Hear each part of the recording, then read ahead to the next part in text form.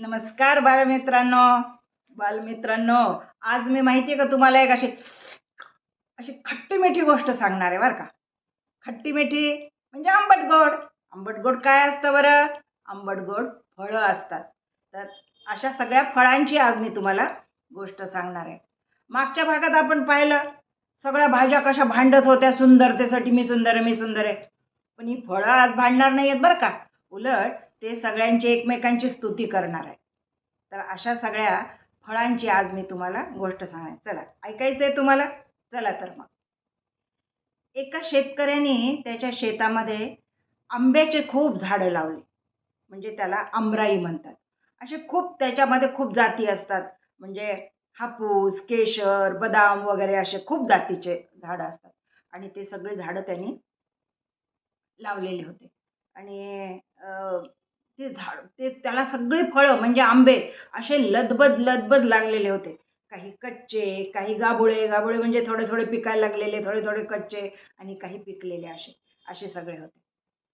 तर एकदा काय झालं की विदेशामधून एक ड्रॅगन फ्रूट नावाचं एक फळ आलं. आणि या सगळ्या फळांच्या मध्ये आणि त्यांना म्हणला की मित्रांनो, मी नाही का बाहेर देशातून आलेलो आहे, पण म्हणे तुमच्या भारतामध्ये अ, आंब्याला फळांचा राजा म्हणतात म्हणून ऐकलंय म्हणे. तर त्यांना भेटायचं होतं राव म्हणे मला. सगळे फळं म्हणाले, हो हो, आमच्या सगळ्या फळांचा राजा आहे बरं का आंबा. तुम्हाला भेटायचं आहे का? काही हरकत नाही, जाऊ आपण. आम्ही पण येतो तुमच्याबरोबर. राजदरबारामध्ये, राजाच्या दरबारात म्हणजे आमराईमध्ये. मग काय, झाली सगळी फौज निघाली. त्याच्यात कोण कोण होतं? केळी, चिकू, नंतर पपई, अननस, असे कितीतरी सगळे डाळिंब, तुम्ही तुम्ही जे म्हणताल ते तुम्हाला सगळ्यांना माहिती आहेत फळं किती. ते सगळे फळं निघाले. कुठे निघाले? राजदरबारामध्ये म्हणजे आंब्याच्या दरबारामध्ये सगळ्यांना भेटायला, राजाला भेटायला सगळेजण निघाले. तिकडून पळत पळत आले कोण? चिंच, आवळा, कवठ, तुती, हे सगळे म्हणले, अहो आम्ही पण फळामध्येच मोडतोय म्हटलं, आम्हाला पण घेऊन चला, आम्हाला पण यायचं आहे राजदरबारामध्ये. ठीक आहे म्हणले सगळेजण आणि सगळेजण निघाले. आता म्हणजे फळांचा राजा आंबा, पण आंब्यामधल्या सुद्धा सगळ्या याच्यामध्ये एक प्रधान असतो, एक मुखिया असतो. तर तो आहे हापूस. हापूस आंबा आपण ज्याला म्हणतो तो. आणि त्यांनी पाहिलं मग हापूसने की अरे, हे सगळे फळं आपल्याकडेच येत आहेत.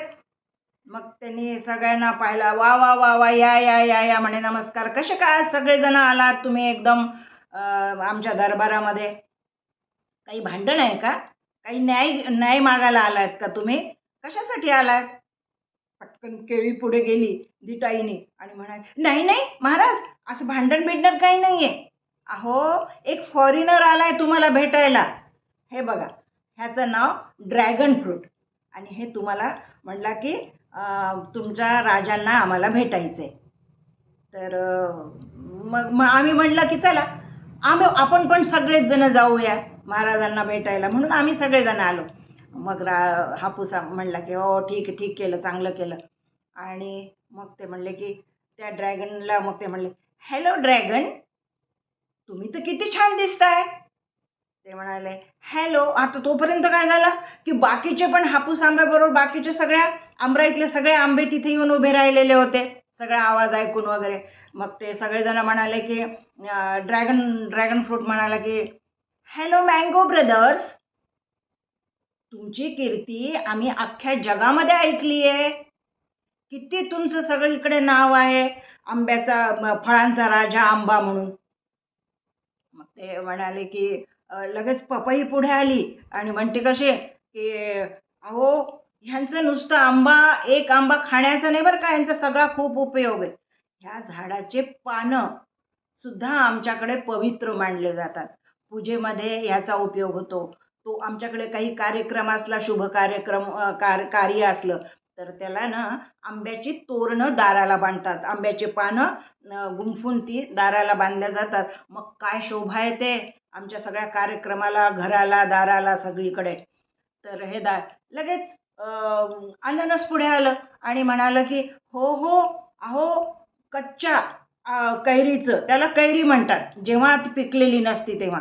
तर त्याचं बघा पन्हं होतं, लोणचं होतं, तक्कू होतो, साखर आंबा, गूळ आंबा, खूप असे पदार्थ होतात. आणि मग लगेच पुन्हा तो तोतापरी काय म्हणला, तोतापरी आंबा, तो म्हणला मी तोतापरी. आम्हाला तर आम्ही कापून खातात सगळेजण, आमच्यावर चुरी मारतात की आम्हाला कापतात आणि मग आम्हाला खातात. पण आमचे हे सगळे बंधू, जे सगळे बदाम केशर वगैरे सगळेजण आहेत ते, अहो त्यांचा तर रसावर सगळेजण ताव मारतात. अहो पार्ट्या होतात उन्हाळ्यामध्ये आमरसाच्या.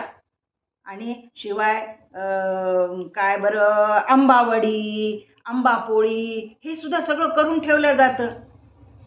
असं आहे आमच्या आंब्याचं आहे. मग बाकीचे केशर वगैरे सगळे पुढे आले. हो हो, हे सगळं खरं आहे म्हणे, आमच्या आंब्याची कीर्ती आहे वगैरे सगळं. पण फळांनो, तुम्ही पण बाकीचे फळं पण किती सुंदर आहात तुम्ही सगळेजण. तुमच्यात सुद्धा सगळ्यांमध्ये काही ना काहीतरी गुणधर्म आहेत.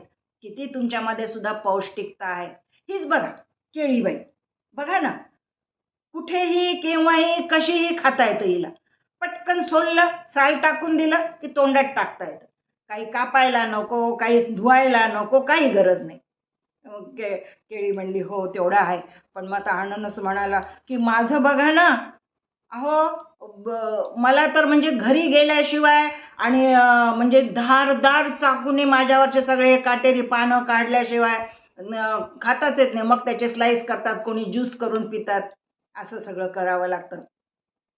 मग चिकू आणि द्राक्ष सुद्धा तसंच खाऊन टाकता येतात.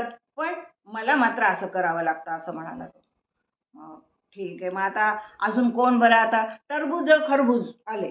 ते म्हणाले की बघा, अहो आम्ही तर खूप रसदार आहोत, खूप थंडगार आहोत, पण आमच्या पोटात तर जणू बियांचं माहेरघरच आहे.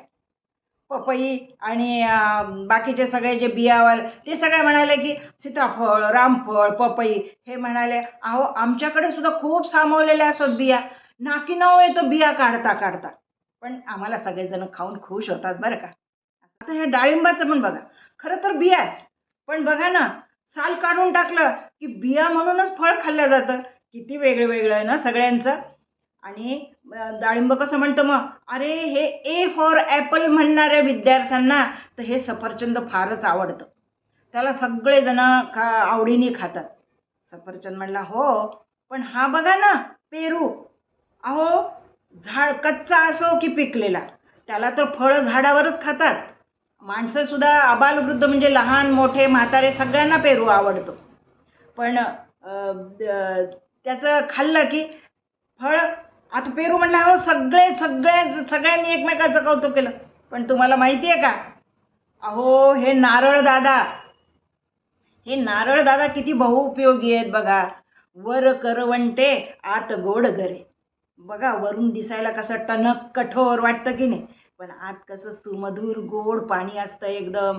नंतर लुसलुशीत कच्चा असताना लुसलुशीत साईचं खोबरं येतं, ती साय म्हणतात त्याला खायला, किती पौष्टिक असते ती पण. नंतर त्याचं खोबरं होतं आणि अशा प्रकारे ते नारळ खाल्लं जातं. त्या नारळाला अजून श्रीफळ पण म्हणतात, माहिती आहे का तुम्हाला. श्रीफळ सुद्धा म्हणजे प्रत्येक पूजेमध्ये त्याचा उपयोग असतो, म्हणजे शुभ मानलं जातं. प्रत्येक पूजेमध्ये नारळ हा असतोच. प्रत्येक कार्यक्रमाची सुरुवात करताना नारळ फोडला जातो. प्रत्येक शुभ कामामध्ये एकमेकांना नारळ दिला जातो. सुवासिनींची ओटी भरल्या जाते नारळाने. अशा प्रकारे नारळ खूप शुभ मानलं जातं आपल्या संस्कृतीमध्ये.